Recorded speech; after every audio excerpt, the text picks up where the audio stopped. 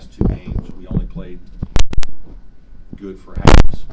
Second half of both Minnesota and Florida State, we played very poorly. I'm disappointed in that. We talked about it as a team. I don't know the reasons exactly. I think Florida State elevated their play drastically, made one adjustment that probably bothered us a little bit. It took us a while to figure some things out, and then once they got both teams got strong momentum and started feeling good at home, crowds got into the game and it became more difficult, and we just didn't respond very well. So, we've talked about how we've got to handle a little bit of adversity better, and we're going to be in a very physical, tough game this Sunday. Brad, how difficult has it been to evaluate this team, considering all the injuries you guys have had, and you got other guys that are starters possibly sitting on the bench? Yeah, a little bit. It's probably been a little more challenging than I would have liked. As much of anything, just practices, not having as many bodies in practice to go competitively against one another. Our walk-ons do a great job, but they're not physically at the level that our scholarship guys are, and so when we're playing with 8 scholarship guys and you're trying to get in a lot of things and do a lot of things, usually you have your top 7 or 8 with you, and then you're kind of playing against whoever's left, and sometimes that's probably given us a false sense of how well we're doing, and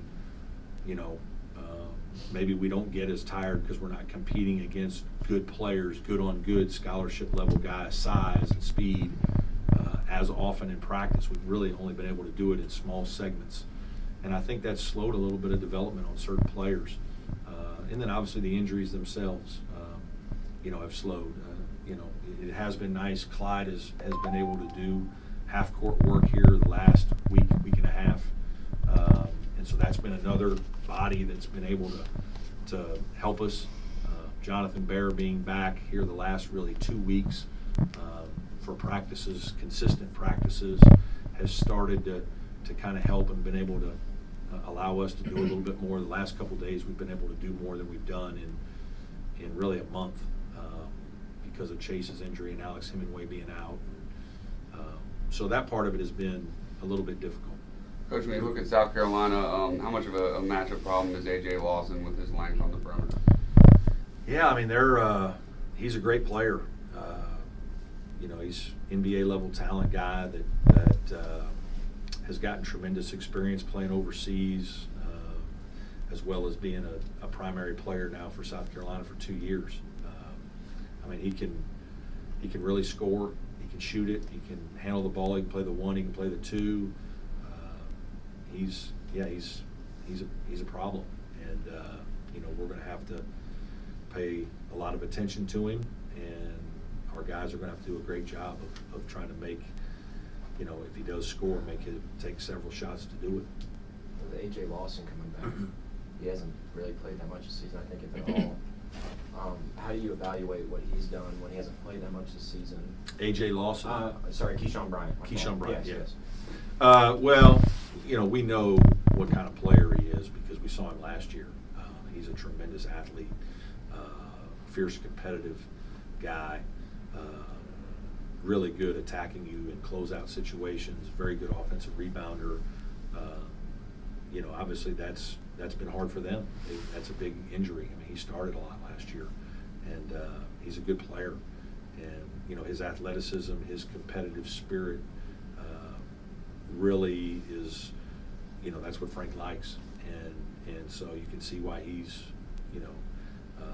probably one of his favorites, I would imagine. And he's starting to get back healthy. He's played 2 games, and I would look for him to play, significant minutes against us. Coach, how encouraged are you with Sims shooting the ball a little bit better from 3 last couple games? Yeah, that's Amir's shooting is not anything we've ever been worried about. I know he started the year poorly, but water finds its level, whatever the phrase is that people use. That he's gonna shoot the ball better, and he's made a couple in recent games, and it's good for his confidence, and that's a part of who he is. But I've talked to him at length about that's not who he needs to become. You know, he's a tough, physical, smart basketball player that can play inside and out and needs to do so to be very good. And, you know, it's a different year for him. You know, he's now one of the top guys on our scouting report for the first time in his life. You know, there's no Marquise Reed, Elijah Thomas, Shelton Mitchell, a lot of guys that were ahead of him. And so he's got a responsibility to play well and to produce. And that's not always points, but he's got to play in a certain way and with a confidence and a swagger about him that helps the younger guys and newer guys on our team. And our guys look to him for that. And so when he plays well and does those things, it really gives energy, positive energy to other guys. And when he's having a poor game, it's not because he's missed shots. It's because he hasn't defended, he hasn't rebounded, he hasn't maybe made some other plays, good basketball plays that we need him to do, and we ask a lot of him. So he's getting that message, but certainly to see him make a couple here recently is what we expected. Hey, Brad, sorry if it's already been asked, but how's Clyde doing? And has your timeline for him changed, accelerated? Well, or- there's a chance maybe as early as next week, maybe. It kind of depends. He's passed a couple of tests here recently in the last couple of days that has given us, hope for something to happen quickly. Now he still has to do a few more things, but he's been very competitive in half-court situations here the last, I'd say, week, 10 days.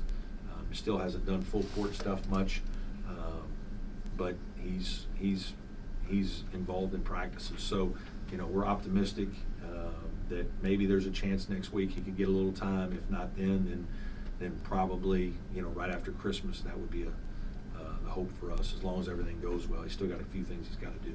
How about Chase? Do you have a prognosis or timetable for him? Well, we're going to see. He's done a few things here the last couple days, and again, we just got to make sure and see how he responds. There might be a chance he could play a little bit in this game. He practiced well today, so we're again hopeful that things go well and no problems in the next 24, 48 hours. That might be a chance he can help us a little bit. Coach, you said in some of these away games that the crowd kind of has been working against you a little bit. When you're home in a rivalry, how important is it going to be for Clemson fans to really show up for Yeah, this? we need our fans to come out and support us. There's no doubt that the energy level that we get from our crowd gives us a tremendous boost. At the same time, I think we've got to make sure that we're playing in a way that excites our fans, and we're trying to do that. But we have a young team. We have guys that need support. They're probably not quite as mature and don't handle adversity quite as well as maybe some teams in the past. And we've got to rally around our fans. And they've been great this year. We've had good crowds for many of our games at home. But certainly when we play South Carolina, this is a big game for us, and we're hopeful that now that we got a little break in football, that we might get even a few more out on a Sunday afternoon to support us. The physicality of this team, does it change the way you put the lineup on the court and find that right mixture to go against us? Yeah, I think certainly sometimes South Carolina's big and strong, and they're trying to pound it inside. They rebound the fire out of the ball. They're extremely physical. They set great screens. They're big body guys, and so our interior players are going to have to really come to play. They're going to be challenged. We're going to have to physically match their intensity level, and we're going to have to be physical in our own right. We're going to have to really block out. We got to really defend the post and be active. And this is something that you always have to do when you play their team. It's they're kind of a ground and pound team in terms of, in that when they get you into half court, they are playing fast though. They do push the ball, pitch it ahead, and really try to score early. They're not like a slow, methodical, pounded inside team. It's just when you take away their quick initial push, they're gonna give the inside the first look, and a lot of teams these days don't do that anymore. What does Jonathan Barrett kind of give this team when he's on the court for you guys? He gives us more length, obviously.